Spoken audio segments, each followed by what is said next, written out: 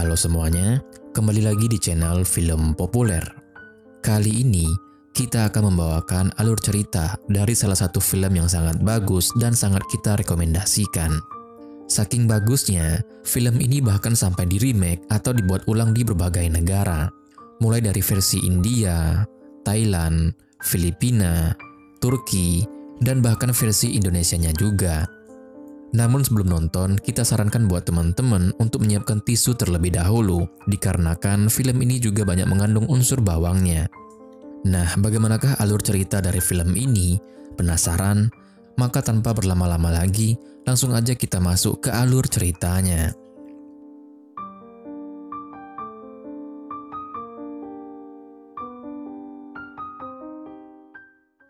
Film dimulai dengan menampilkan seorang ayah yang bernama Lee Yong-gu dan putri kecilnya yang bernama Ye-sung.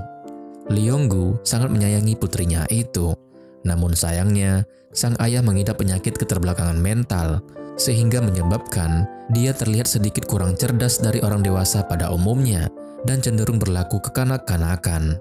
Dia juga merupakan seorang single parent, namun meskipun dengan keterbatasannya itu, dia tetap bekerja sebagai tukang parkir di sebuah mall demi menafkahi dan memenuhi kebutuhan sang buah hati.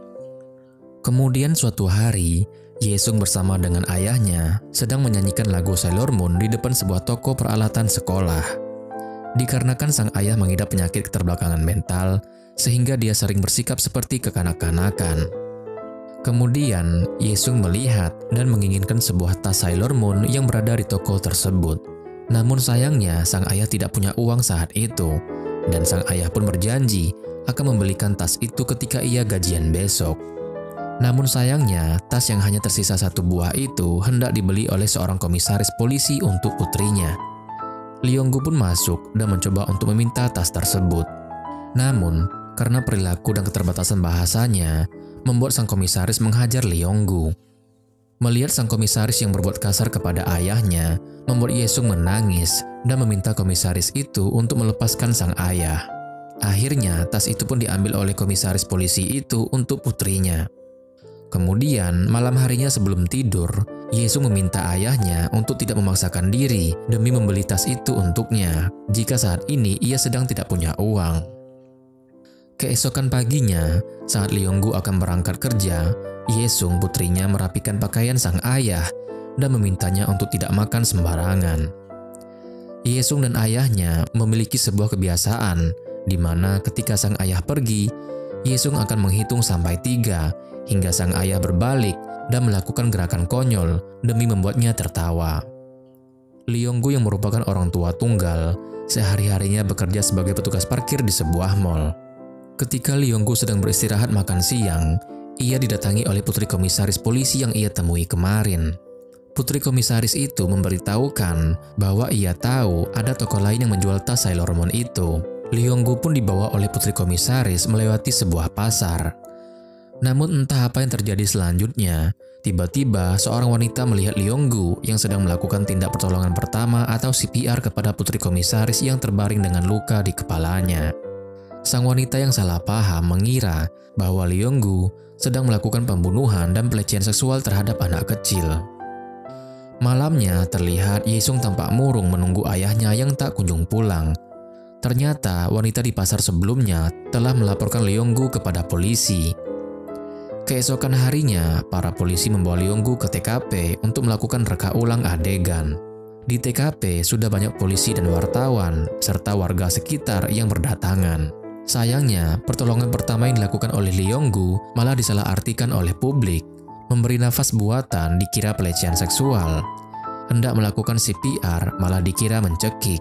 Melepas celana untuk melancarkan sirkulasi darah malah dikira hendak melakukan pemerkosaan. Dan anehnya, para polisi meminta Lee Yong-gu untuk melepas celananya dengan imbalan akan segera dipertemukan dengan Ye-sung putrinya. Tentu saja, melihat Lee Yong-gu yang hendak melepas celananya, membuat orang-orang yang berada di TKP semakin berpikir bahwa Lee Yong-gu memang hendak memperkosa gadis kecil itu. Tiba-tiba, seorang warga langsung melepas masker Yong-gu dan membuat Ye-sung putrinya yang kebetulan berada di TKP mengetahui bahwa ayahnya telah ditangkap polisi. Selesai melakukan reka ulang adegan, Leonggu langsung dibawa ke penjara oleh para polisi.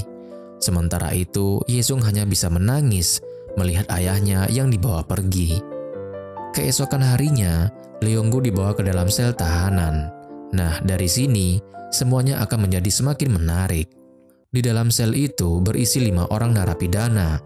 Di antara lain ada sang pria pencopet, sang penipu, sang napi mesum, sang kepala gangster, dan yang terakhir sang kakek bau tanah yang suka nipu. Sesampainya di dalam sel, Leonggu langsung memperkenalkan dirinya dengan sangat lengkap.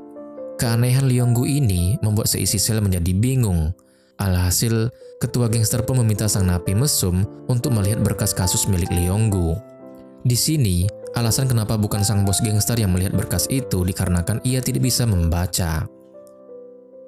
Setelah mengetahui bahwa Leonggu ditahan karena membunuh dan memperkosa gadis di bawah umur, mereka pun langsung menghajarnya. Dikarenakan menurut mereka, itu merupakan kejahatan yang paling hina.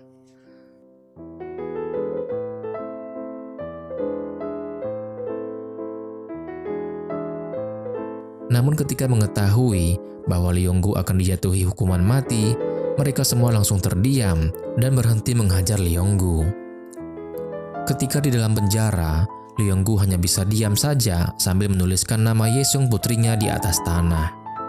Kemudian suatu ketika, Leonggu melihat bos napi lain yang hendak menyerang bos gangster teman satu selnya. Lantas, Leonggu pun langsung berlari untuk menyelamatkan sang bos gangster. Dan akibatnya, serangan tadi justru mengenai Leonggu dan membuatnya terluka. Tanpa pikir panjang, sang bos gangster langsung menghajar narapidana yang menyerang Leonggu itu. Kejadian itu membuat sang bos gangster yang merupakan semacam penguasa di penjara itu merasa berhutang budi kepada Leonggu. Ia bertanya apa yang diinginkan oleh Leonggu sebagai balasannya. Lalu, Leonggu hanya menjawab nama putrinya yaitu Yesung. Beberapa hari kemudian, para narapidana disajikan lagu-lagu rohani yang dibawakan oleh anak-anak panti asuhan. Yesung putri Leonggu juga berada di panggung pertunjukan. Di tengah-tengah pertunjukan, tiba-tiba Yesung menghilang. Dan tak disangka, Yesung diselundupkan dan dibawa ke dalam sel oleh sang napi mesum. Melihat Yesung, Leonggu pun langsung memeluk putrinya itu sambil menangis. Setelah berhari-hari tidak bertemu, akhirnya dengan bantuan para narapidana, Leonggu bisa melepas rasa rindunya dengan sang putri.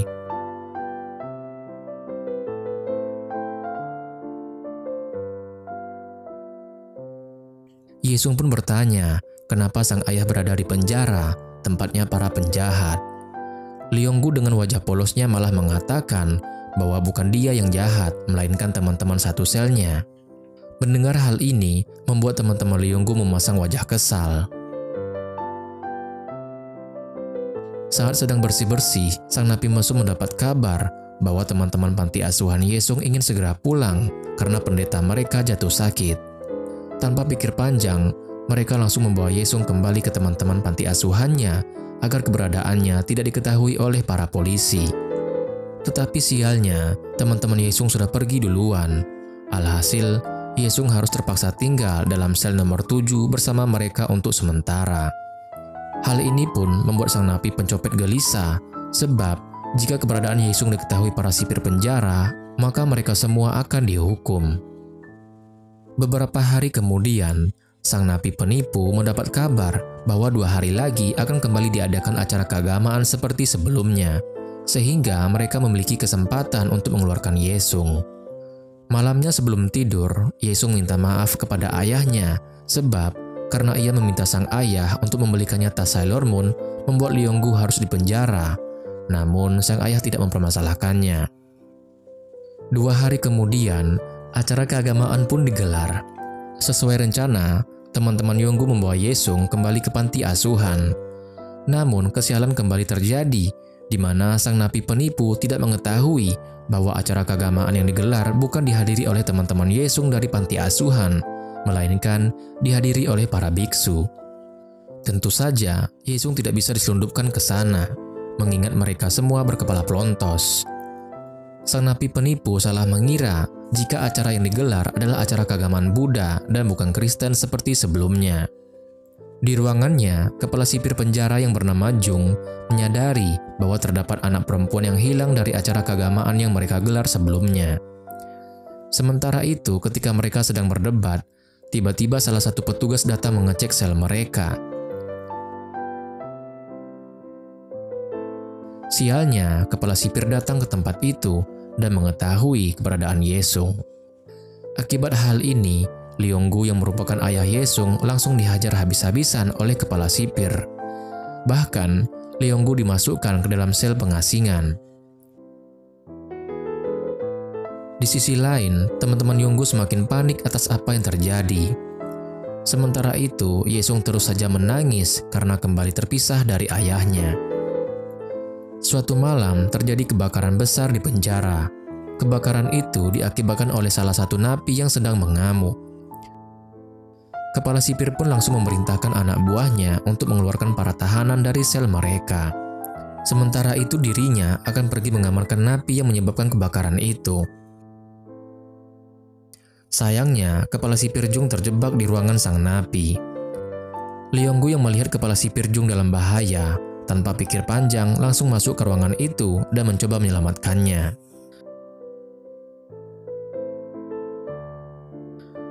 Keesokan harinya, kepala sipir Jung tampak sedang menjalani perawatan di rumah sakit penjara.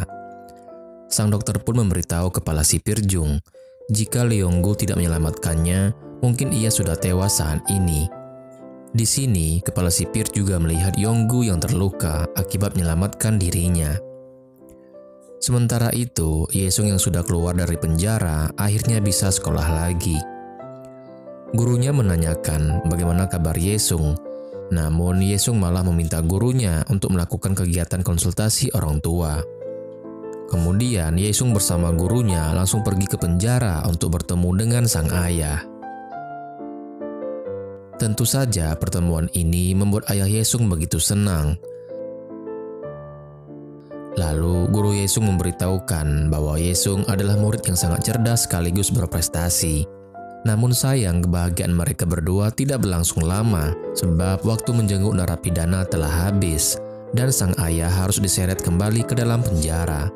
Tentu saja hal ini membuat Yesung begitu sedih.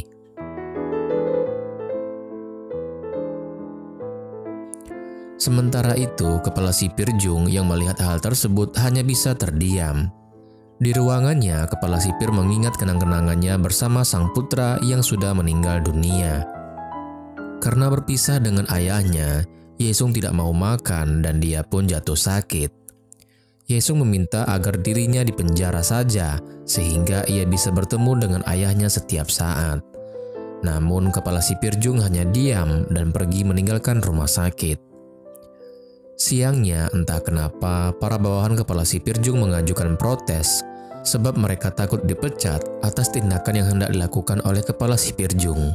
Ternyata alasan mereka takut dipecat karena kepala sipir Jung menyelundupkan Yesung ke dalam sel nomor 7 tempat ayahnya berada. Akhirnya sang ayah pun begitu senang karena bisa bertemu kembali dengan putrinya. Suatu ketika, Yesung meminta sang bos gangster untuk membacakannya sebuah dongeng. Namun seperti yang kita ketahui, sang bos gangster tidak bisa membaca. Oleh karena itu, sang napi mesum dan napi penipu pun menyindir sang bos gangster dengan mengatakan bahwa hanya orang idiotlah yang tidak bisa membaca.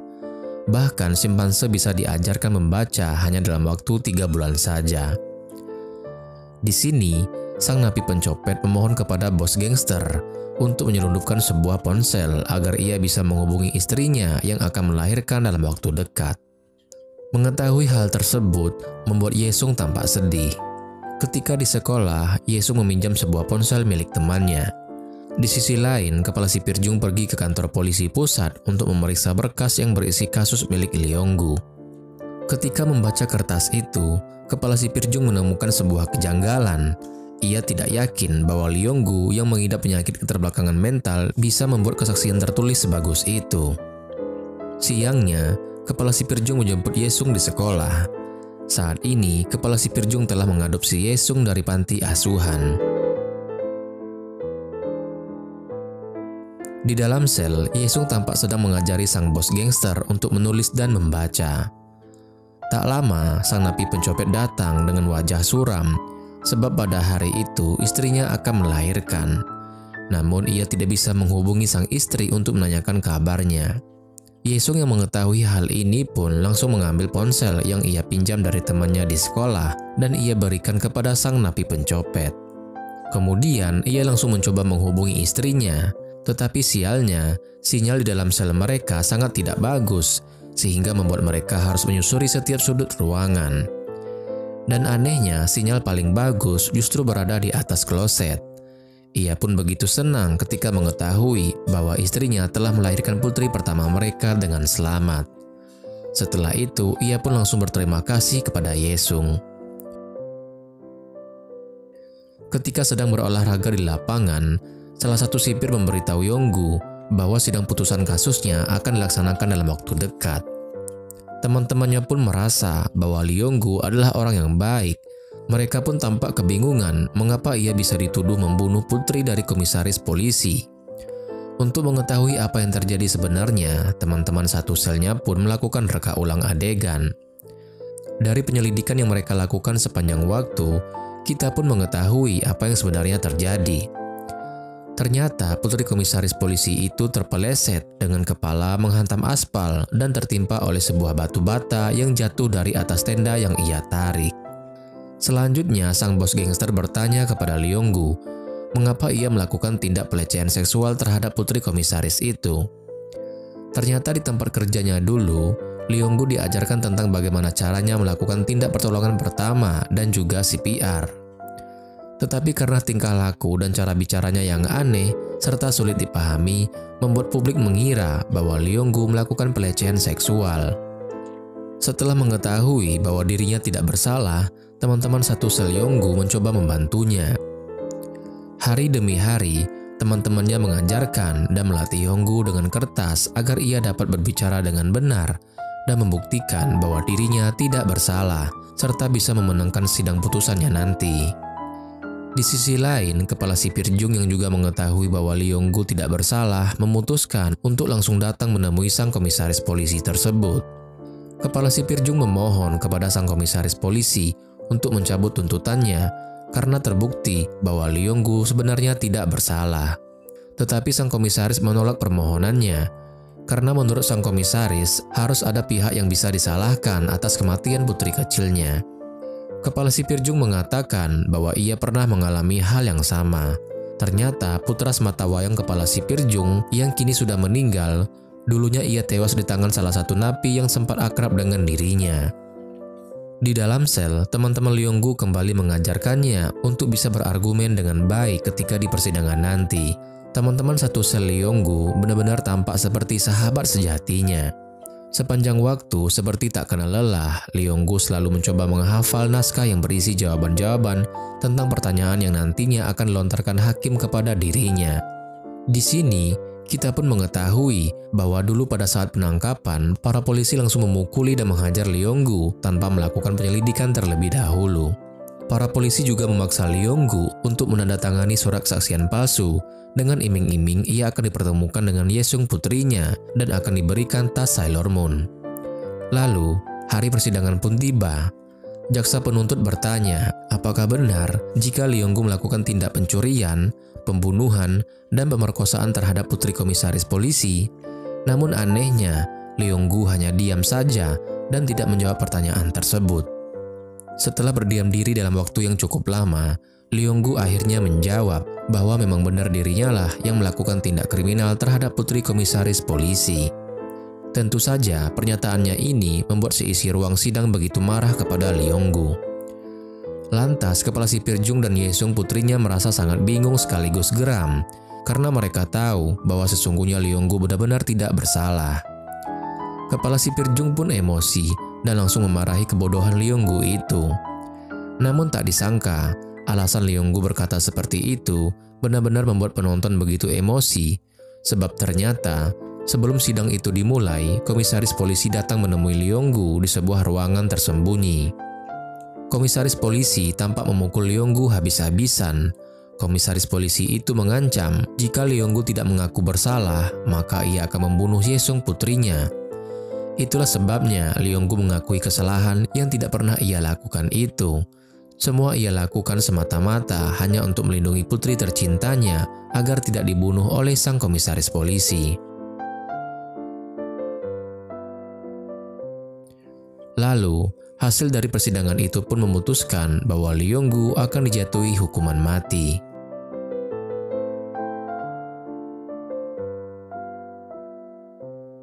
Kemudian waktu pun berlalu, dan Leonggu pun menjalani hari-harinya dengan cukup bahagia, menunggu hingga hari eksekusi tiba. Di beberapa kesempatan, Yesung sang putri datang menjenguknya ke penjara. Setelah waktu jenguk habis, Yesung menghitung sampai 3 hingga ayahnya berbalik dan melakukan gerakan konyol. Ini merupakan kegiatan yang mereka berdua selalu lakukan. Sesekali, Leonggu mendapat kiriman surat dari Yesung yang menanyakan kabar sang ayah.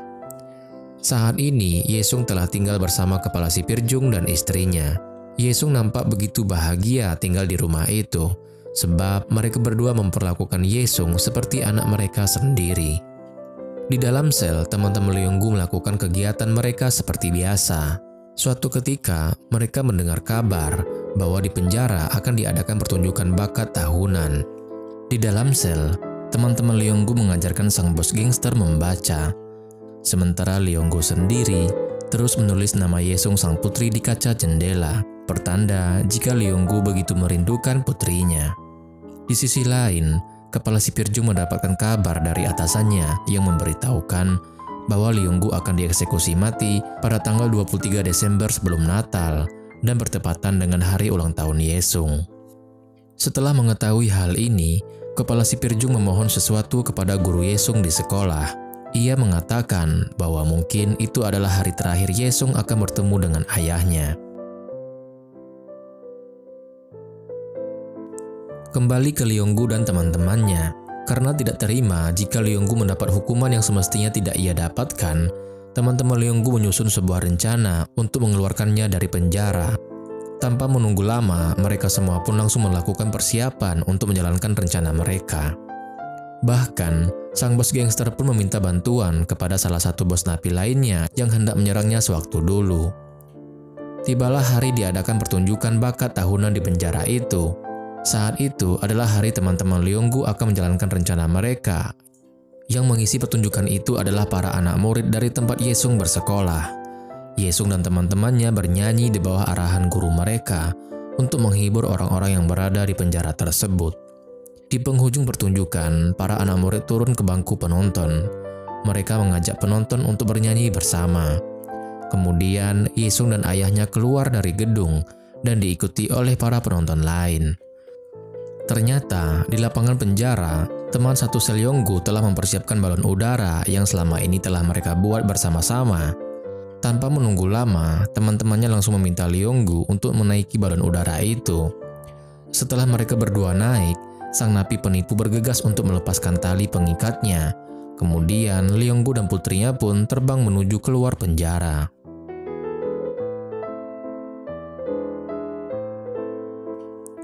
Para polisi yang mulai menyadari rencana para narapidana yang hendak mengeluarkan Leonggu beserta putrinya dari penjara langsung mencoba mengejar balon udara tersebut. Untung saja para napi saling bekerja sama untuk menghalangi para polisi. Kejadian itu pun menimbulkan kerusuhan di lapangan penjara. Di sisi lain, Leonggu dan putrinya tampak begitu senang karena akan segera kembali pulang ke rumah mereka. Namun sialnya, tepat ketika mereka berdua akan melewati perbatasan, tali balon udara tersebut malah tersangkut di pagar kawat penjara. Alhasil, Leonggu dan Yesung pun gagal melarikan diri dari penjara tersebut. Melihat hal itu, membuat teman-teman Leonggu dan narapidana lainnya tampak kecewa, sekaligus frustasi. Sebab rencana yang telah mereka susun berhari-hari lamanya harus berakhir dengan kegagalan. Tetapi meski begitu, Leonggu dan putrinya yang masih sangat polos tetap terlihat bahagia karena bisa menyaksikan keindahan matahari terbenam bersama-sama.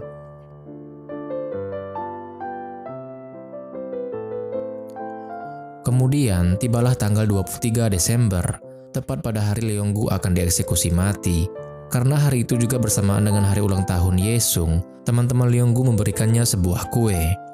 Seisi sel nomor 7 itu juga menyempatkan diri untuk memberikan hadiah-hadiah kepada Yesung. Bahkan entah bagaimana caranya, sang bos gangster dapat menyelundupkan tas Sailor Moon untuk Leonggu yang dari dulu diinginkan oleh Yesung. Karena semua kebahagiaan yang ia rasakan hingga kini, tiba-tiba Yesung langsung bersimpuh sambil mengucapkan rasa terima kasih karena Leonggu telah menjadi ayahnya. Lantas Leonggu pun juga melakukan hal yang sama. Kemudian mereka pun berpelukan. Hal tersebut tentu membuat seisi sel nomor 7 begitu sedih karena mengetahui bahwa bisa jadi itu adalah kali terakhir mereka berdua berpelukan. Tak lama kemudian, sang bos gangster menuliskan sesuatu pada bagian belakang baju Leonggu dan diikuti oleh teman-teman mereka yang lain.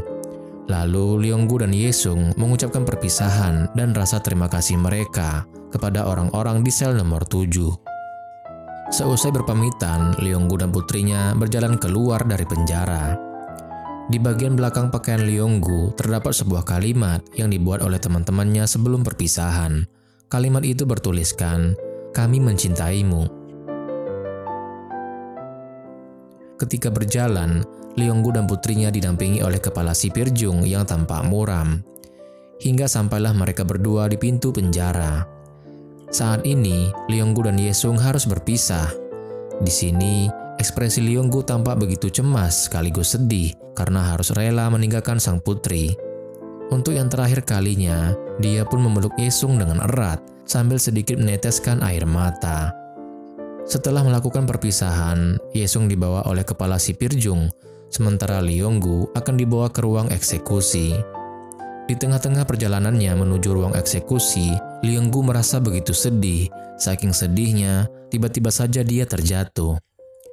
Seperti yang mereka lakukan biasanya, Yesung menghitung sampai 3 sambil berharap ayahnya kembali dan melakukan gerakan aneh seperti biasanya. Namun kali ini, Leonggu sang ayah tidak kembali lagi, sehingga Yesung berteriak dan menangis. Mendengar suara putrinya, membuat Leonggu bangkit dan bergegas kembali menuju pintu penjara dan memeluk Yesung dengan begitu erat. Dan setelah itu, ayahnya pun dieksekusi. Yesung pun harus berpisah dengan ayahnya untuk selamanya. Tentu ini merupakan hadiah ulang tahun paling pahit dalam hidup Yesung. Beberapa tahun kemudian, Yesung pun sudah tumbuh dewasa, dan kini ia menjadi seorang jaksa pembela. Tentunya dia berjuang untuk menjadi seorang jaksa hanya untuk membersihkan nama ayahnya suatu saat nanti saat dia dewasa, walaupun kini ayahnya telah tiada. Dan hari itu pun telah tiba. Yesung membuka kembali kasus ayahnya dan berusaha membersihkan namanya. Di pengadilan, Yesung pun menceritakan semua kebenaran dan fakta yang dia ketahui, dan tentunya disertai dengan saksi-saksi dan bukti-bukti yang tak bisa dibantahkan. Selesai menceritakan semuanya, Yesung mengatakan bahwa kehadirannya di tempat itu semata-mata hanya untuk mengembalikan nama baik dari Leonggu, seorang ayah yang begitu ia cintai. Yesung mencoba melakukan pembelaan terhadap almarhum ayahnya yang merupakan korban fitnah dari seorang komisaris polisi yang biadab. Yesung juga meminta orang-orang yang datang di persidangan itu untuk memaafkan semua kesalahan sang ayah sewaktu ayahnya masih hidup dulu. Setelah mengetahui bahwa semua keterangan yang dikatakan oleh Leonggu dulu dilakukan di bawah tekanan pihak kepolisian beserta bukti-bukti dan saksi yang ada, pada akhirnya hakim pun menyatakan bahwa Leonggu tidak bersalah. Mendengar pernyataan itu pun membuat seisi ruang sidang termasuk teman-teman lama Leonggu sewaktu di penjara dulu pun tampak begitu senang. Yesung dengan wajah penuh tangis memandangi foto almarhum sang ayah yang berada di sebuah berkas yang sedang ia tangani. Setelah berhasil membersihkan nama ayahnya, Yesung keluar dari kantor dan melihat sebuah balon warna kuning yang tersangkut di kawat pagar penjara. Tak lama, ia pun seperti melihat sosok sang ayah bersama dengan dirinya sewaktu kecil dulu yang tampak mengucapkan kata-kata perpisahan. Dan film pun berakhir. Hikmah yang bisa kita ambil dari film ini adalah bahwa kasih sayang seorang ayah terhadap anaknya benar-benar tidak memiliki batas. Meskipun memiliki begitu banyak kekurangan, namun Leonggu sungguh rela melakukan apapun demi Yesung sang putri, bahkan jika itu harus sampai merenggut nyawanya. Ini membuat kebanyakan dari kita sadar bahwa kita seringkali meremehkan dan merendahkan orang-orang yang memiliki keterbelakangan mental. Padahal terkadang orang-orang itu biasanya memiliki hati yang jauh lebih bersih daripada diri kita sendiri. Film ini juga merubah pandangan publik yang biasanya menganggap bahwa para narapidana adalah orang-orang yang sangat jahat. Meskipun dalam sel nomor 7 berisi para narapidana, namun tempat itu bisa memberikan kesan hangat kepada penontonnya, menyaksikannya layaknya sebuah rumah. Oke guys, sekian dulu video kita kali ini. Thanks for watching and see you in the next video.